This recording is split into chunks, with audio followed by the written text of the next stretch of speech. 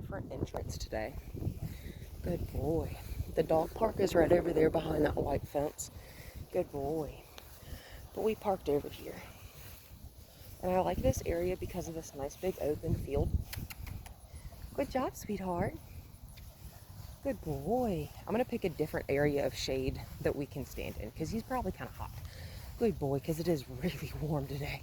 But anyway, we've parked here today because I wanted to see what he wants to do when there's tons more people around than there were at the entrance that we went to on Monday. Good boy. And I'm just going to sit here with him. Good boy, you're okay. A little bit of anxious yawning there. You're all right, baby. And I'm just going to let him look for a few minutes.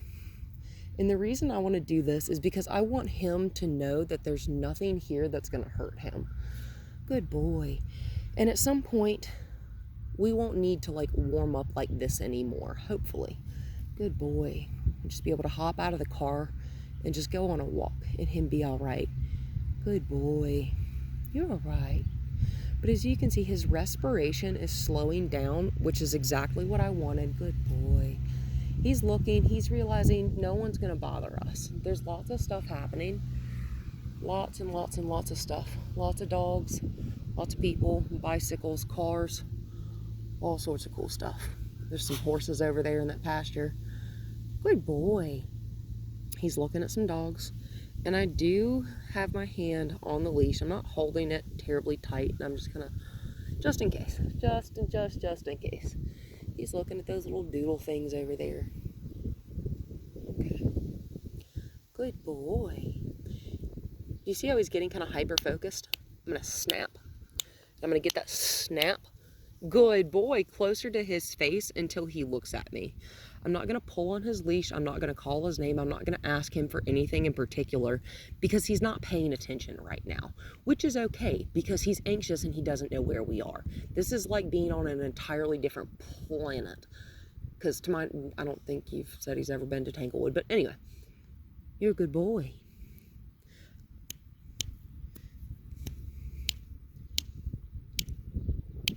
I'm going to move it closer to his line of sight. Good boy. Because at some point, some dogs, you can touch them on the ear and be snapping, and they're nothing. He sees that border collie over there. Nice and easy. He's focusing too much on that dog, and I don't like it. Also, the dog's coming this way, and it's on a retractable leash, and I don't like that. Come on. Good. Let's walk. Good boy. Dogs, like border collies, have really high prey drives, and I'm just not going to chance it, so we're going to walk away. Come. Good boy. Good boy. Also, anytime I see a dog on a retractable leash, I don't trust it. Good. Good. Because generally people will put dogs on retractable leashes when they don't have terribly good control over a dog on a 6-foot leash. It's a little stumpy border collie. That thing's cute. He's too far ahead of me. He is resting into that harness like he's leaning into it. So I'm going to tighten my grip and I'm going to jiggle my fingers like this. This is going to do one of two things. He's pretty good at yielding to pressure. Good. He's stepping over, so I'm going to stop. Good boy, Einstein. I want him closer to me. So I'm going to jiggle. I'm jiggling. I'm jiggling and slowly bringing my hand. Good boy. He stepped closer, so I'm going to stop. And give him. Good boy. He's walking this way. Perfect. We will walk this way. Good boy. I'm going to jiggle, jiggle. Good boy. Good job, Einstein. Good boy. I'm going to jiggle, jiggle, jiggle. Good boy. And I'm not actually making contact, like putting any kind of pressure on that. I'm literally just jiggling the clasp around, and it's making noise against the connecting the D-ring on his harness. Good job, buddy. This is really nice. This is a pretty calm walk. I'm going to jiggle, jiggle, jiggle. Good boy, because I don't want him to feel like he needs to look back over his shoulder. And I'm just giving him a gentle jiggle, jiggle, jiggle to remind him that it's okay. We're still walking this way. There's nothing over there you need. Good. Jiggle, jiggle, jiggle. And I am slowing down. I'm trying to not stop walking entirely, because walking is what I want to do with him right now, because I want his feet moving, because I want his little brain to move too. Good boy. Good job, honey. And I'm going to jiggle, jiggle, jiggle, jiggle, jiggle, jiggle. Good boy, Einstein. Good boy. So, Lauren, you and I were talking about the fact that I do not consider this dog aggressive in any way, shape, or form. He's reactive, yes, only in his home territory and only with his people. That is entirely normal, anxious dog behavior, because he is anxious. I'm 100% not going to tell you he's not, because he is. But that's 100% normal anxious dog behavior, because that's his territory, you're his people, and he loves you, and he doesn't want anything to happen. So in his little mind, good boy, in his little dog mind, come on, in order to keep y'all safe from what he feels are threats, which is pretty much anybody and anything, he feels what he needs to do to keep them away is to bark and act like he is being aggressive. Come. Because it works. It makes people not want to come. It makes people not want to get close to him. And it makes people not want to get close to y'all. And we can't have that. Say, it's not your house. You live there, homie, but it's not your house. Good boy. And I'm just really gently directing him in little circles. And I'm kind of making up like a figure 8 and like little serpentine patterns as we go. And notice how slow we're walking. I like this. Good boy. Good boy. See, we're just kind of cutting left to right. Come on. We're making little circles. Good boy. Because that's throwing his mind off. That's keeping him, come on, jiggle, jiggle. That's keeping him from focusing on anything he thinks is too scary. Good boy. But anyway, and back to what I was saying about him wanting to protect you. Good. I don't care if this dog ever enjoys being petted, like having affection shown to him by another person other than you guys. I don't care. I don't even care if he ever really likes affection from me. But, good boy. But I think this dog does like affection. Deep down, I think he really does. But he doesn't want people to touch him. And that's okay. We have to be advocates for our dogs when they do not want people to touch them. Some dogs are what I call touch-me-nots. I, as a person, am a touch-me-not. Good boy. Good boy. Good boy. Good job. He doesn't want people in his space. That's a-okay. I get that. This dog has what I consider a large personal space bubble. Good boy. And I'm just kind of letting him look around because he's being real calm. Good boy.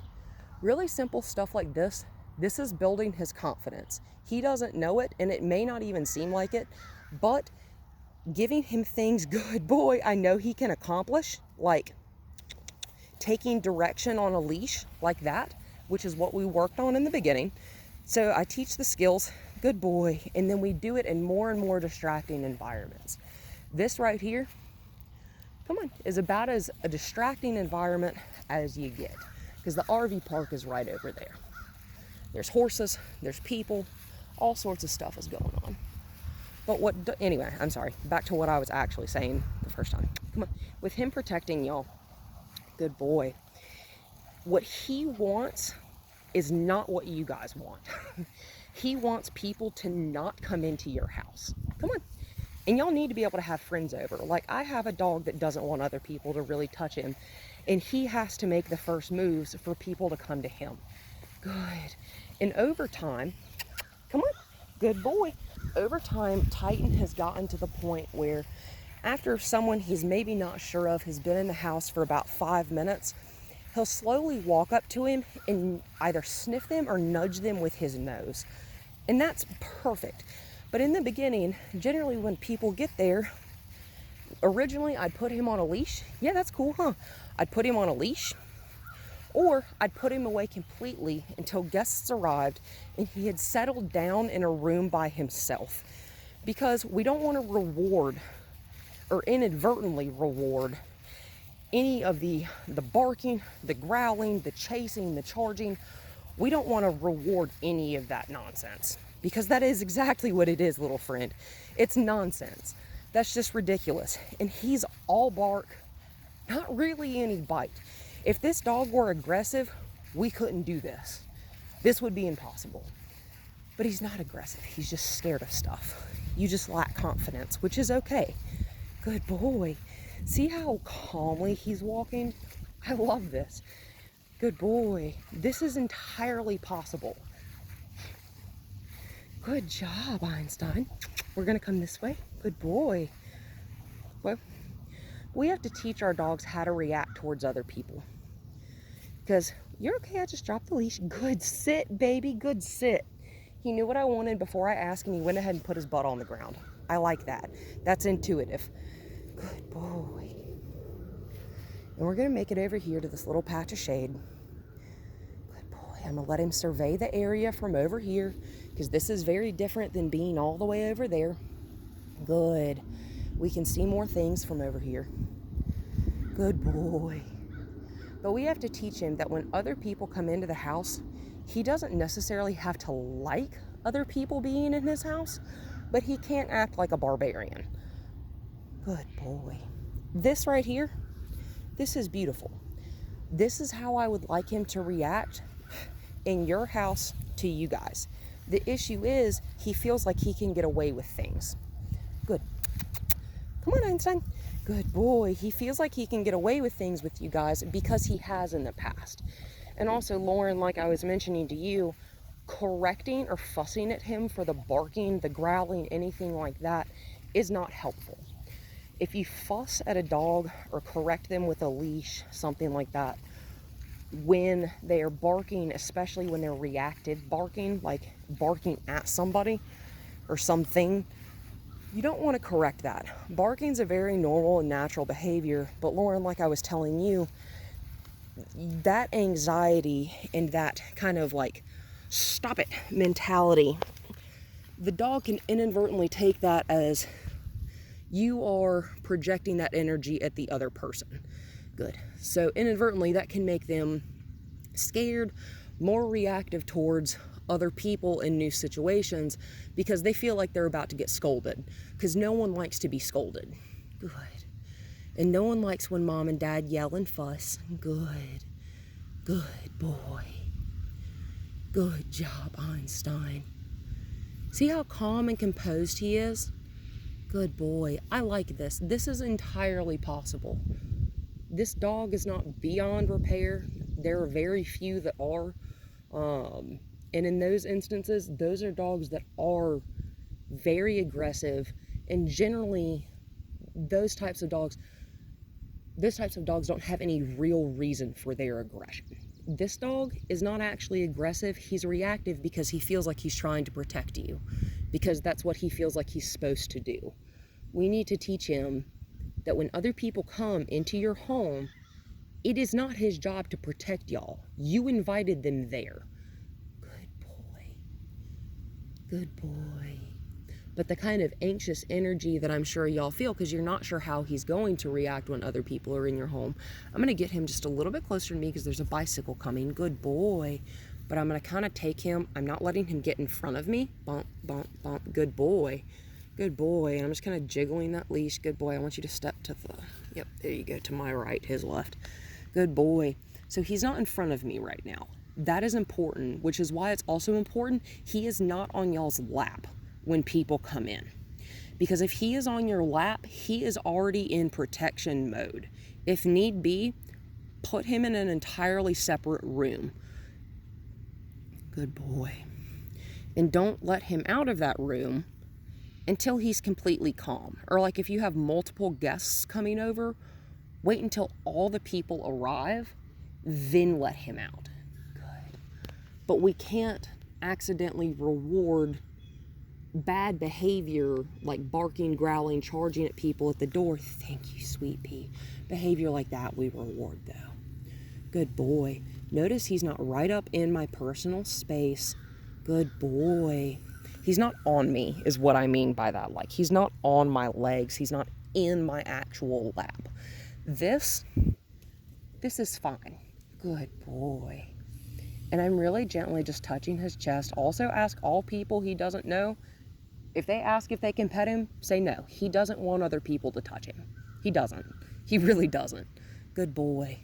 Always let him make the first move towards new people. Good boy. And Lauren, like we were discussing, whenever new people come over, or really at this point when anyone comes over, have him on a harness, have him on a leash, one like this, not a retractable leash. Good boy. Just essentially like a leash with just a clasp and a handle on the other end. Good boy. That's called a standard leash, and it can be anywhere from 4 to 6 feet. Dog this size, closer to 6 would be better just because he's short. Good boy. The taller the dog, the less leash you need.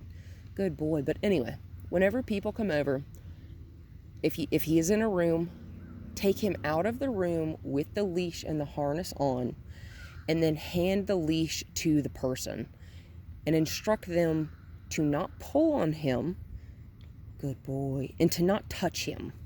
He does not want people to touch him, but he cannot evade other people and, like I said, do all that kind of nonsense. Good boy.